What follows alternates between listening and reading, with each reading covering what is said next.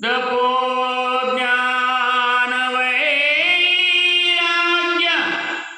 भक्ति स्वरूपम सदालंकृतं साधु संन्यास योगम मुखे यस्य वेदांत शास्त्रार्थ नीतिं नमो नारायणे ब्रह्मा स्वरूपं नमो नारायणे ब्रह्मा स्वरूपं हरि ओम नमो भगवते वासुदेवाय।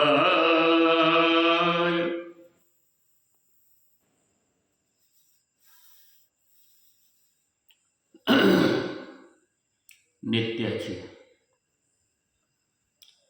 रात्रीची निष्काम सेवा या ठिकाणी हरिहर केशव गोविंद विठ्ठल रुक्मिणी मंदिरामध्ये चालू आहे आणि त्या निमित्ताने हा 15वा अध्याय आपण या ठिकाणी घेत आहोत। 2 श्लोक पहिले झालेले आहेत। आता 3ऱ्या श्लोकामध्ये भगवंत अर्जुनाला काय सांगतायत आणि माऊलींनी त्याच्यावरती काय ओव्या केल्या त्या ओव्या आपण सांगणार आहोत, घेणार आहोत। माऊली हे या ठिकाणी प्रमाण आहे। माऊलींच्या प्रमाणाच्या बाहेर आपण जात नाही। नित्य सेवेसाठी 5-10 ओव्या आणि त्याच्यावरती माऊलींनी काय सांगितलेलं आहे एवढंच आपण घेतो, जास्त नाही घेत। कारण की वेळ थोडा असतो, थोड्या वेळामध्ये हे सर्व झालं पाहिजे। 3रा जो श्लोक आहे या 3रा श्लोक भगवंत अर्जुनाला सांगत आहेत, न रूपमस्येह तथोपलभ्यते नान्तो न चारीर् न च सम्प्रतिष्ठा अश्वत्थमेनं सुविरूढमूला असङ्गशस्त्रेण दृढेन चित्वा।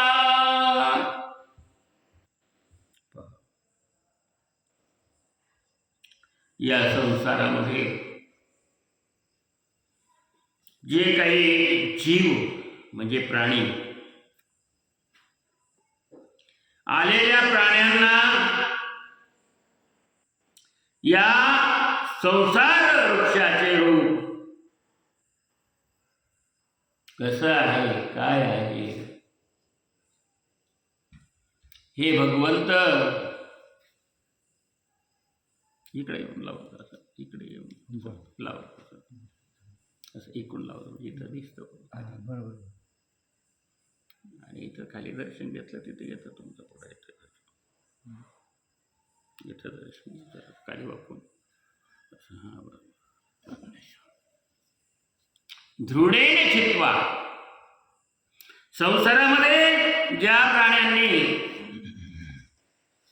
जीवांनी काय तर ते आलेले आहेत त्या संसार वृक्षाचं वर्णन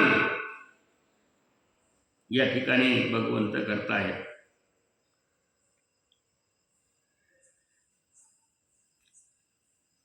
तसे उपलब्ध होत नाही नाही, याचा अंत काळ का नाही, आणि याचा आरंभ कुठून झाला तेही कळत नाही, याची स्थिती कळत नाही, ज्याची मुळे फार खोल गेली आहे, अशा या क्षणभंगूर संसार वृक्षाला अत्यंत दृढ समजून अशा असंग रूप शास्त्राने छेदून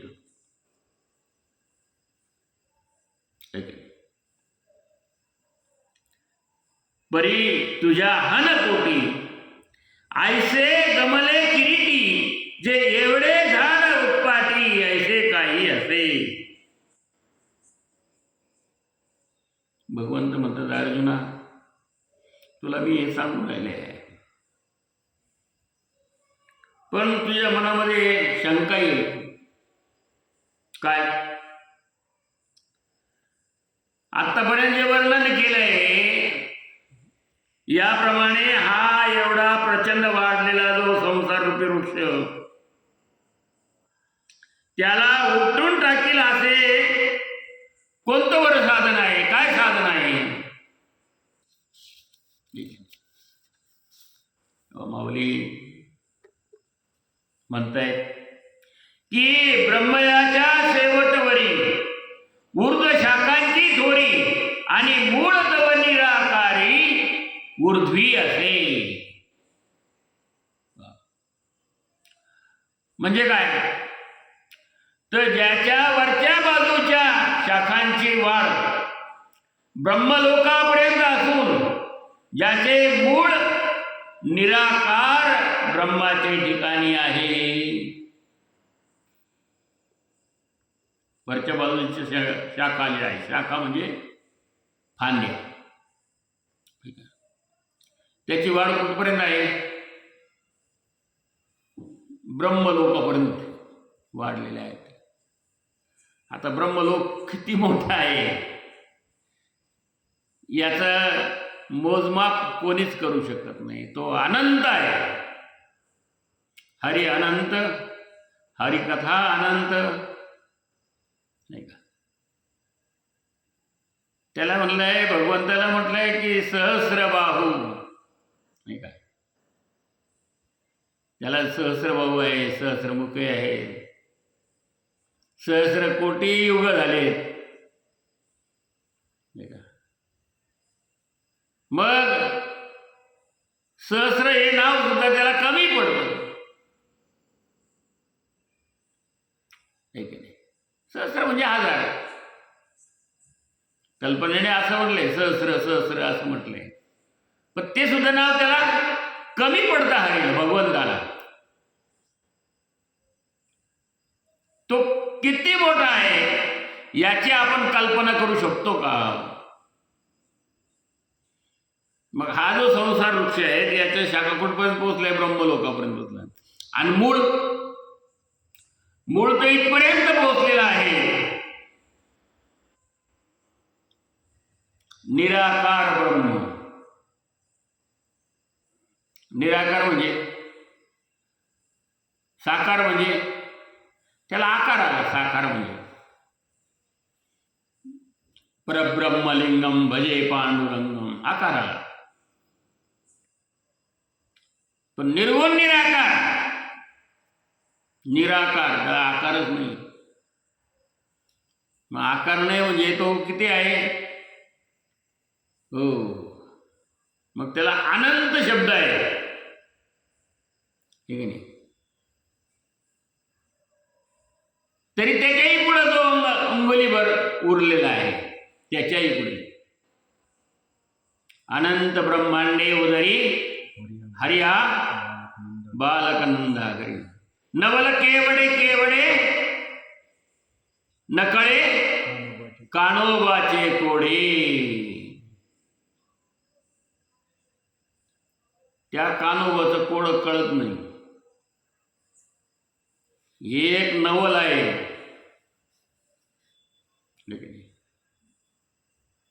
ज्याच्या पोटामध्ये अनंत ब्रह्मांडे साठवलेले आहे, ठीक आहे? जो अनंत आहे तो हरी नंदाच्या घरी बालक रूपाने आला. म्हणजे निराकार निर्गुण निराकार होता तो सगुण साकार झाला रूपाने. हा जो संसार वृक्ष आहे याची मुळं कुठे गेली? ते ब्रह्मलोकापर्यंत गेली. मुळं फांद्या ब्रह्मलोकापर्यंत, मुळं इतकी लांब गेली, इतकी लांब गेली आहेत. ते निराकार ब्रह्म आहे या ठिकाणी गेले. हा स्थावरही तळी फाकत असे आधीच्या डाळी, माझी धावत असे तुझ्या आंबळी, मनुष्य रूपी माऊली भक्त. वृक्षाच्या खाली येणाऱ्या फांद्या स्थावर जंगमाच्या तळात शिरलेल्या असून त्याच्या मध्यभागामध्ये काय आहे? मृत्यूलोक भरलेला आहे. या वृक्षाच्या नाही का खाली येणाऱ्या फांद्या ज्या आहेत स्थावर जंगमाच्या तळात आतमध्ये खाली शिरल्या आणि त्या फांद्यांच्या मध्ये मध्यभागामध्ये काय? तर हा मृत्यूलोक आहे, भरलेला आहे. ऐसा गाढा आणि अफाटू आता कोण करी रेया शेवटू, तरी धणी हा हळू हटूक हरीची भाऊ. याप्रमाणे हा वृक्ष कसा आहे? अतिशय बळकट आहे. आणि बळकट असून कसा आहे? अफाट. त्याला अफाट शब्द दिला. हा अफाट असून याचा नाश कोणाच्याने करवेल अशी शूद्र भावना कदाचित तू आपले मनात दर्शील हो. अफाट आहे, इतका मोठा आहे आणि याचा नाश कोणाच्याने होईल? कदाचित तू म्हणशील असं आहे होईल नाश याचा. ती शूद्र भावना आहे, अशी शूद्र भावना आहे.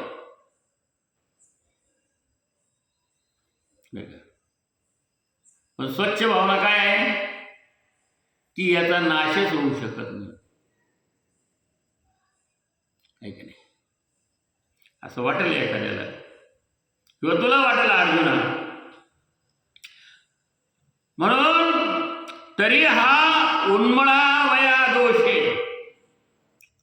एक सायासची करीसे, काय बाळा बाबुल देसे दवडावा आहे. तर हे बघ, हा जो वृक्ष उपटून टाकण्यास श्रम ते कसले आहे? लहान मुलाला जो बागुलबुवा दाखवतात तो हाकून देण्यास त्याला कोठे दुसऱ्या देशात का घालवावं लागतं? बागुलबुवा आहे का? आहे का मुळात? पोराला गपचूप बस, नाही तर ते बागुलबुवा येईल बरं का. आहे का बागुलबुवा? पण त्याला असं वाटतं बागुलबुवा म्हणजे काहीतरी असं असलं पाहिजे, ते येतं, त्याची भीती वाटते त्याला त्या बागुलबुवाची. पण मुळात असतं का तो? ते गप्प बसलं म्हणजे आपण हसतो, कसं का घाबरलं आहे की नाही? घाबरलं का नाही त्याला बागुलबुवाला? हो. मग पुढच्या वेळेला त्याला पुन्हा त्रास द्यायला लागले. बागुलबुवा सांग बरं का, आला बरं का त्याच्या मग तिथं बसलेला आहे. मग ते घाबरतो पुन्हा, अरे काहीतरी बसलेला असं आला आला आपण मिसळून आला आणि तिकडं काही टकटक वाजवायचं. ते त्याला असं वाटतं. पण मुळात आहे का तो? नाही का? हा वृक्ष उपटून टाकण्यास श्रम ते कसले आहेत? गंधर्व दुर्ग काही पाळावे, काय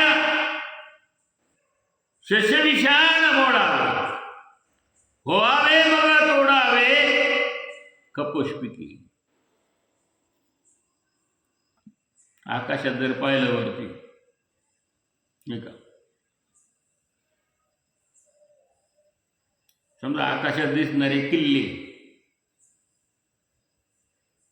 कधी तसे सश्याच्या शिंगात काय मोडावे?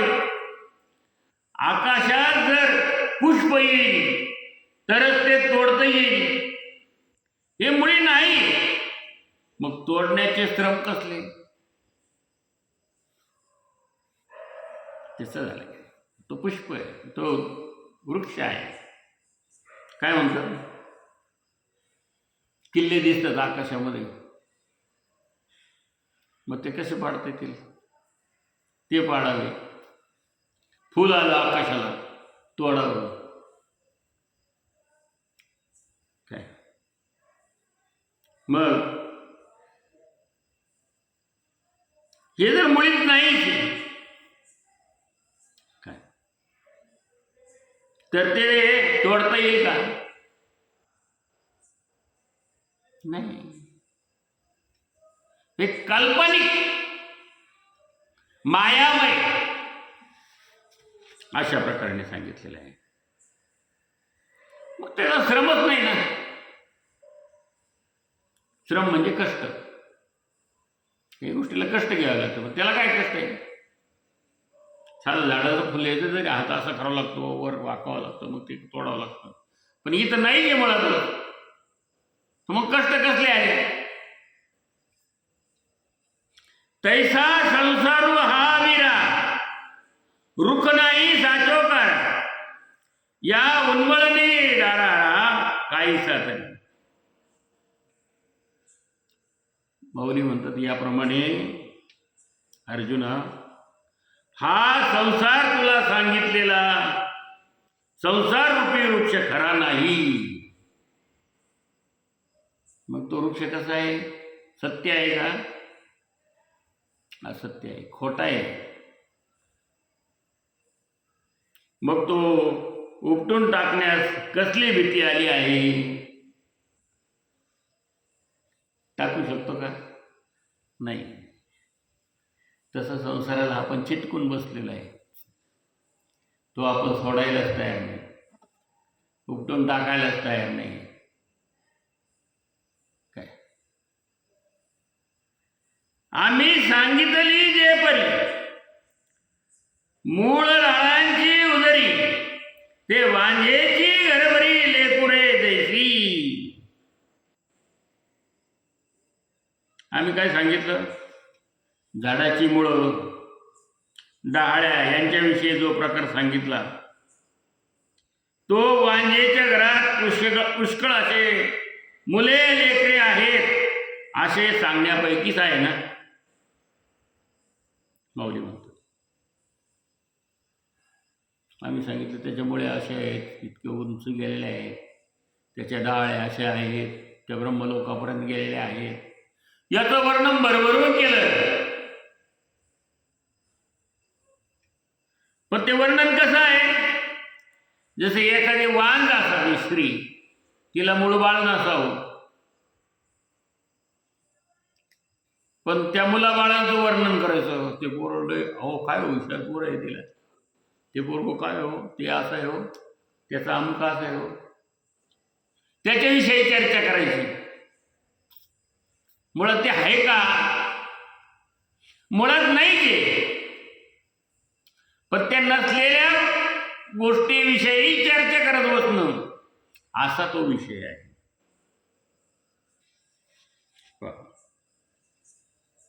काय किजती चैलेपणी, स्वप्नीची ते बोलणी, तैसी जाणते कहाणी दुगळीची ते. एखादा मनुष्य आहे स्वप्नातच बडबड करतो, स्वप्नात भाषण देतो, आहे का नाही? आणि जागा झाला, काय सभेला माणसं होते हो, काय गर्दी होती हो, आणि भाषण पण देत होता स्वप्नामध्ये. पहा, मुख्यमंत्र्याच्या सभेला तितकी गर्दी याच्या भाषणाला, कुठं? स्वप्नामध्ये. आणि जाग झाल्यावर तसं त्याप्रमाणे या संसाररूपी वृक्षाची कहाणी स्वप्नाचं भांडण आहे. ते स्वप्न प्रत्ययाला जागा झाल्यावर प्रत्ययाला येतं. ते जागा झाल्यावर समजतं काय आपल्याला स्वप्न पडलं. दुसऱ्याला मी सांगतो मला आज असं स्वप्न पडलं बा, पण खरं का ते खोटं तद्वत. वाचनी आम्ही निरूपिले जैसे ययाचे आचळ मूळ असे जैसे आणि तैसीची जरी हा असे साचोकारा. नाहीतर ज्याप्रमाणे आम्ही या झाडाचे वर्णन केलेलं आहे ना, त्याप्रमाणे जर याची मुळे भक्कम असून हा विस्तार पावलेला खरा असता तरी कोणाचेही संताने निपुणती तया उन्मळणे काय भुंकिलिया गगने जायजेल का. तर कोणाची माय झाली होती की ज्याला उपटून टाकेल. हे पहा, हुंकर घातल्याने आकाश कोठं नाहीसं होतं काय. ठीक आहे. म्हणून पै धनंजया आम्ही वानिले रूप ते माया कासवीचे तुपे राया ओगरिले जैसे. म्हणून हे धनंजया, ज्याप्रमाणे कासवीच्या तुपाची राजास मेजवानी करणे असंभवनीय आहे, त्याप्रमाणे आम्ही जे या संसाररूपी वृक्षाच्या रूपाने वर्णन केले ते सर्व काय आहे माऊली म्हणतात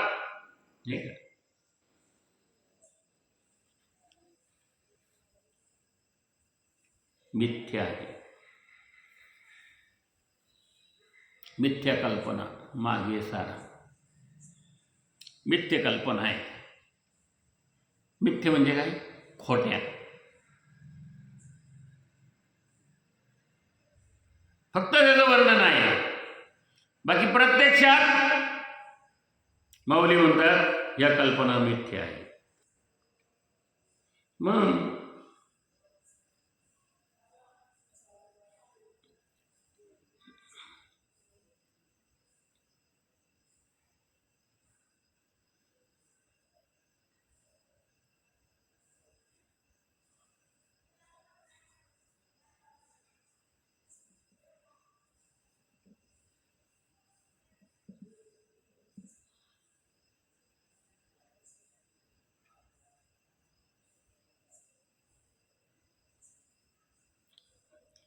अगोदर अज्ञाने मिथ्या आहे, मग त्यापासून होणारे कार्य काय किमतीचे असणार.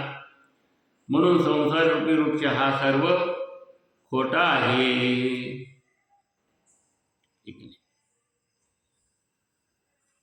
मृगजळाची गाळतळी ते दिठी दुरुनी न्याहाळी वाचुनी तेने पाणी साडी केळी लावली शिकाई.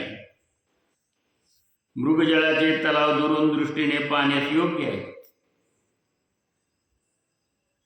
बाकी त्याच्या पाण्यावर कधी साडी कधी केळी करतील काय. पाणीच नाही हो. पण पाणी दिसलं म्हणजे काय दिसतं. ज्यावेळेस तिथं पाणीच नाही, कुठं पाणी नाही, इकडं नाही तिकडं नाही, कुठं पाणी नाही. पण दुपारच्या वेळेस पाहिलं असं लांब पाणी दिसतं. काय पाणी हो, काय पाणी वाहू राहिले काय. ते त्या पाण्याला काय म्हणतात? पाणी नसतानाही पाणी दिसतं. त्याला एक शब्द आहे मृगजळ. ठीक आहे. मृगजळ म्हणजे मृग म्हणजे हरिण, जळ म्हणजे पाणी. आता माणसाला ते पाणी दिसलं तर माणूस म्हणाल ते पाणी नाही आहे, ते मृगजळ म्हणतात त्याला. पण हरणाला समजतं का? हरणाला समजत नाही. त्याला खरोखर पाणी दिसतं, त्याला ताण लागलेली असते, मग ते तिथपर्यंत पळत जातं. त्याला खरं वाटतं तिथपर्यंत पळत जातं. तिथं पाहिलं तर काहीच नाही. पुन्हा माग बघतो पण जिथून आलं तिथं पाणी दिसतं त्याला. पुन्हा अरे आपण तर तिथून आलो, मग ते तिथून पुन्हा माग पळत जातं. मग ते असे हेलपटे मारीत जातात. हेलपटे मारता मारता मारता थकून जातं. आणि आपल्या स्वतःच्याच पोटात शेंग खुपसून घेऊन ते मरून जातं. हरी तहानेने व्याकुळ होतो, कुलतून पडतो, मरतो. मृगजळ खरं आहे का? आणि त्या मृगजळाच्या पाण्यावर काय तुम्हाला म्हणलं आता बाग लावा एखादी द्राक्षाचा, ठीक आहे, साळी लावा, केळी लावा, काय बाग दिसल हो भारी. खरं आहे का? मिथ्य कल्पना, सर्व मिथ्य आहे.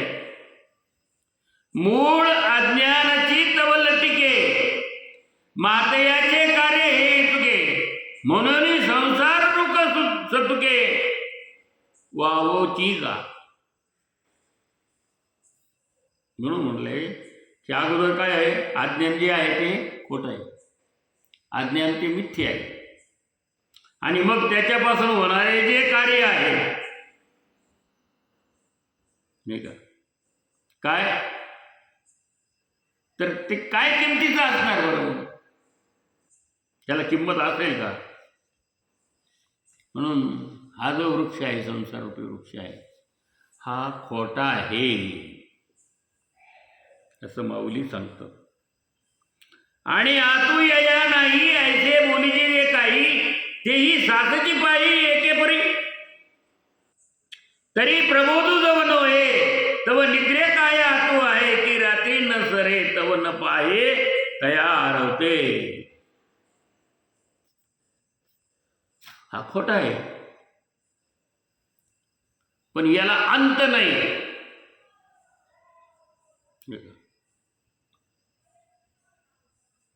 अंत नाही असे म्हणणं हे एक प्रकारानं खरं आहे. तर जोपर्यंत मनुष्य जागा झाला नाही तोपर्यंत निद्रेला शेवट आहे का? किंवा रात्र सरली नाही तोपर्यंत उजडत नाही. अज्ञान, ठीक आहे. म्हणून तैसा जो पार्था विवेको नुदवी माथा, तवा अंतू नाही अश्वता भाव रूपाया. याप्रमाणे हे पार्था, जोपर्यंत ब्रह्मज्ञान उत्पन्न झाले नाही तोपर्यंत या संसार रूपी वृक्षास अंत नाही. या सगळ्या गोष्टी आपण खऱ्या म्हणतो, खरा आहे असं म्हणतो. मुळात तो खरा नाही आहे ते सांगितले माऊलींनी, परंतु आपण काय म्हणतो, खरं आहे, खरं आहे, हे माझं, ते माझं, ते माझं, ते माझं, सगळं खरं आहे. पण एकदा कुडीतून आत्मा निघून गेला की शून्य, काही राहिलं का? कोणाचे मायबाप, कोणाचे गणगत, मृग जळवत जाईल लया. ये साते आली या ओळंगा सारंग धरू, नाहीतरी संसारू जाईल लया. ये साते आली आहे. साते म्हणजे साते बाजार, हा बाजार आहे सगळा मायेचा. म्हणून ओळंगा सारंग धरू, ओळखा, त्या भगवंताला ओळखा, नामस्मरण करा, चिंतन करा, ठीक आहे. अखंड चिंतन विठोबाचे, भगवंताचं नामस्मरण करा या संसारात आल्याने. कारण की संसार खोटा आहे. तुम्ही जे करताय ना सगळं माझं माझं माझं माझं, हे फुकटचं ओझ आहे. म्हणून जीवनात आल्याचा आनंद घ्या, दुःख पदरी पाडून घेऊ नका. कारण की येरती माईका दुःखाची नाही आधी अंती अवसान. आपुला तो एक देव करुणी घ्यावा, येणे विना जीवा सुख नो हे, येणे विना जीवा सुख नोहे. एक देव करून घ्या. कोणता? विठ्ठल विठ्ठल विठ्ठल विठ्ठल विठ्ठल विठ्ठल विठ्ठल पांडुरंग. परब्रह्मलिंगम भजे पांडुरंगम. परब्रह्माला, पांडुरंगाला आपलं करून घ्या. वळंगा धारण धरू. कसं आहे हे? कोणाचं आहे? आपण जे म्हणतो ते कोणाचं आहे सांगा बरं. आहे तो पण नाव माझं आहे, नाव माझं आहे, माझं उत्तरावर नाव, माझं इकडं नाव, माझं तिकडं नाव. पोटच्या पोरांनाही सांगतो हो मी हय करून देणार नाही तुला. हे की नाही? घेऊन जाय भाऊ बरोबर तुझ्या. नेता येईल का? एक सुई तुम्ही नेऊ शकत नाही साधी. आहे की नाही? अनेक उदाहरणं आहे, अनेक गोष्टी आहेत त्याच्या. ते आपल्याला सांगायचे नाही या ठिकाणी. मग हा संसार जर खोटा आहे, माऊली म्हणतात, तोपर्यंत जोपर्यंत ब्रह्मज्ञान उत्पन्न होत नाही. म्हणून ब्रह्मज्ञान प्राप्त करून घ्यायचं असेल तर काय, कसं प्राप्त करून घेता येईल? मग साधूची संगती. मग साधू भेटल का हो या जगात?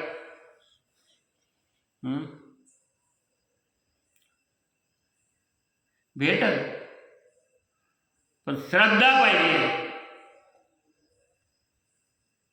खरा साधू असलं तर त्याला नाव ठेवतो आपण, आणि खोटा डुप्लिकेट असेल तर ऐसे कैसे झाले भोंदू, कर्म करोणी म्हणती साधू, कैसे झाले भोंदू. दावी वैराग्याच्या कळा, भोगी विषयाचा सोहळा. ऐसे कैसे झाले भोंदू, ऐसे कैसे झाले. हे साधू. साधू म्हणजे स्वार्थ साधू. साधू म्हणजे खरा त्याचा शुद्ध अर्थ जो आहे साधू. साधूचा शुद्ध अर्थ काय?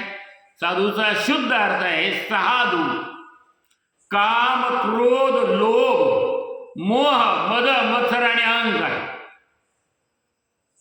हे षड्रिपुजाला म्हणतात. हे षड्रिपुजाने धुवून काढले, चांगले धुवून काढले. म्हणजे नुसते पाण्यात बुचकळून टाकला असं नाही, आहे का नाही? पाण्यात बुचकाळलं, कपड्यानं टाकलं, मळ निघन का? नाहीये. त्याला असा धुतला, कपडा फाटेल का काय याचा विचार नाही केला. देह जाओ अथवा राहो पांडुरंगी, नाही का? पांडुरंगी सदा लीन, पांडुरंगाशी नामस्मरण चिंतन. गेला ते येते गेला, पण दृढ भाव पांडुरंगाशी. गेला तर गेला ते. इतकी श्रद्धा. मग साधू त्याने असं धुवून काढलं की देह राहू नये त्याने, पण षड्विकार घालून टाकले. त्याला यत्किंची ते नाथ महाराज होते, आणि नाथ महाराज शांती ब्रह्म त्यांना म्हणतात. तर काय झालं, लोक तिथले जे होते काही त्यांचेच काही ब्राह्मण होते तिथे, त्यांना हे पोथी पुराण करायचे, नाथ महाराज हे सगळं काही करायचे. आणि ब्राह्मण, क्षत्रिय, वैश्य आणि शूद्र हे सगळ्याशी चांगले होते नाथ महाराज. शूद्राच्या घरी पण ते जायचे. मग ते बाकीच्या ब्राह्मणांना सहन होत नव्हतं. म्हणाले हा लयच तर हे आहे, त्याची गंमत करू आपण थोडंसं. त्रिकाल संध्या करतात ना नाथ महाराज. मग एक यव्वन होता. त्या यव्वनाला सांगितलं की महाराज तिकडून आले का स्नान करून गंगेहून दुपारच्या वेळेस, फक्त पिचकरी मारायची अशी पायाजवळ, अशी पिचकरी मारायची. कुठं? त्याच्या अंगावर नाही, पायावर. ते थुंका उडायला पाहिजे अंगावर. त्याला पानाला पैसे दिले खायला, 4-2 रुपये दिले त्याला काय म्हटलं जातं काय होतं भाऊ, दिले ना पैसे ये नाही. एखाद्या खोडकर माणसाला तर म्हणलं हे त्याची जर जिरो रे, मग तो माणूस कोण आहे काय आहे त्यालाही माहिती नसतं, ठीक आहे. आणि 4-2 रुपये मिळाले तर त्याला काय टाईम लागतो एखाद्याचे उतारा करायला. तसं त्याला असं वाटलं जाते कोण आहे ना, सांगितलं आपल्या पाण्याचं पिचकरी मार फक्त. मग ते महाराज तिकडून आले का नाथ महाराज, गबंडलो हातामध्ये असायचा पंचा असा, हे धोतर नेसलेले, त्याच्या असा वरती टाकलेला, आणि आले स्नान करून असं जानवं वगैरे असं चालायचे महाराज. वेशीत आले, त्याने एकदम पिचकरी मारली. आता एखादा माणूस थुकला आणि आपल्या अंगावर जर उडाला थुंका, तर आपण काय करू सांगा? तुम्ही काय करता? तुम्ही लगेच 4 जणांना सांगून त्याला बदलून काढता की नाही, त्याला 2-4 शिव्या पण देतात. पण नाथ महाराज शब्द नाही बोललेले, त्यांनी पाहिलं त्यांच्याकडे हसले. महाराज हसले. शांती, इतकं शांती ब्रह्म, इतकं शांत असावं लागतं माणसाने. काम क्रोध लोभ मोह धुवायचे म्हणजे काही साधे नाही आहेत. हो, आजकाल एखाद्या महाराजांच्या पायाने पडलं तर ते असं पाहत आहेत महाराज, माझ्या पायाने पडलं, ठीक आहे. तिथं नाहीच म्हणायचं आपण, ते गोष्टीच वेगळ्या आहेत. आजच्या गोष्टी वेगळ्या आहेत. पायावर पैसे नाही ठेवले तरी असं रागाने पाहतो, पैसे ठेव पहिले मग दर्शन घे, असे काही आहे. ते नाहीच त्याच्यातले. काम धुतलं नाही, क्रोध नाही, लोभ नाही, काहीचे साधू ऐसे कैसे झाले बोंधू. पण तशातले नाथ महाराज नव्हते, शांती ब्रह्म होते ना. त्याने पाहिलं, ते हसले, ते पुन्हा नदीवरती गेले, पुन्हा सगळे कपडे धुतले, अंगावर परिधान केले, पुन्हा आले. त्याने पुन्हा पिचकाळी मारली. चालू झालं ते. नाथ महाराज जायचे, स्नान करायचे, पुन्हा यायचे, पुन्हा पिच करायचे, जायचे, स्नान करायचे, पुन्हा यायचे, पुन्हा पिच करायचे. असं करता करता त्या यवनाच्या तोंडातला थुका संपला. तो असं करायला लागला, फक्त थुकाच उडत नसायचा. नाथ महाराज थोडा वेळ उभे राहिले. याची मन शांत होऊ द्या, थुकायची. तो करायचा म्हणतो, थुका उडतच नव्हतं, थुकाच राहिला नाही तोंडातून. काय थुकणार आहे? त्याला असं वाटलं लोक, आणि हे सगळे बाकीचे पाहायचे लोक असे लांबून पाहायचे. गंमत पाहणारे भरपूर असतात. त्यांना काय त्याच्यात समाधान मिळतं काही नाही, काही कळत नाही. गंमत पाहायची. पण मला कशी जिरली नाथबाबाची, जिरली कायची, यांची जिरवली नाथबाबाने. तो थुकायचा प्रयत्न करता, थुंका येत नसायचा.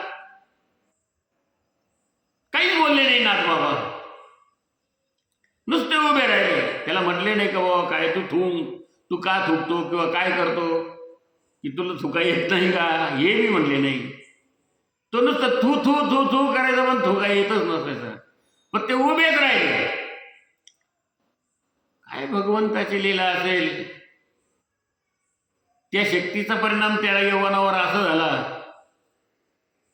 की तो दमला, आणि शेवटी त्याने डायरेक्ट जाऊन पाय धरले नाथबाबांचे. मला क्षमा करा माऊली, तुमची थट्टा करण्याचा प्रयत्न केला, तुम्हाला त्रास द्यायचा प्रयत्न केला,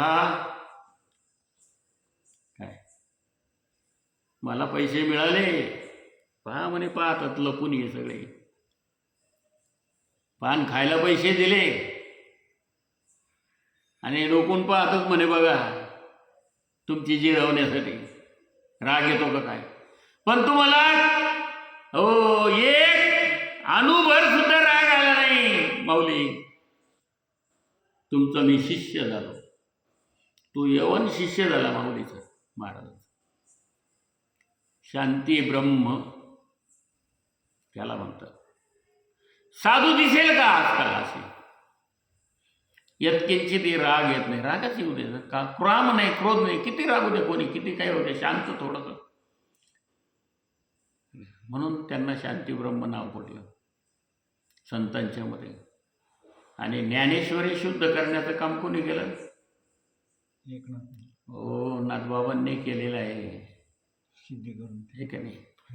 आश्वस्त मुळ्यांचा गळा लागता फास, मोठी कथा आहे ती. ज्ञानेश्वर माऊली स्वतः स्वप्नात आले आणि सांगितलं नाथबाबांना की तिथं ये, माझ्या गळ्याला आश्वस्त मुळ्यांचा फास लागला, तेवढा काढ. त्याचा अर्थही वेगळा आहे, फार मोठा आहे. अश्वत्थ मुळ्यांचा गळ्याला फास लागला म्हणजे काय लागलं नेमकं? ज्ञानेश्वरी अशुद्ध झालेली होती. हे शुद्ध करण्याचं काम त्यांना दिलं नाथबाबांना. म्हणून साधू जे आपण म्हणतो, साधू साधू, मग जोपर्यंत ब्रह्मज्ञान प्राप्त होत नाही तोपर्यंत हा वृक्ष जो आहे तो समजत नाही. तोपर्यंत या संसार रूपी आश्वस्तास अंत नाही. वागते वारे निवांत, जवन राहे तिजे तेत, तव तरंगता अनंत म्हणावेची की.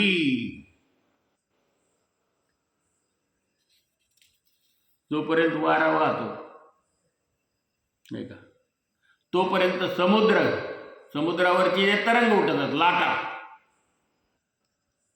त्यांना बरं नाही. जितका वारा वेगाने वाढेल तितक्या लाटा मोठ्या मोठ्या होत जाणार आहे, असंच म्हणावं आहे की नाही. म्हणून माऊली याच्या पुढं आणखी काय म्हणतात हे उद्याच्या प्रवचनामध्ये आपण बघू.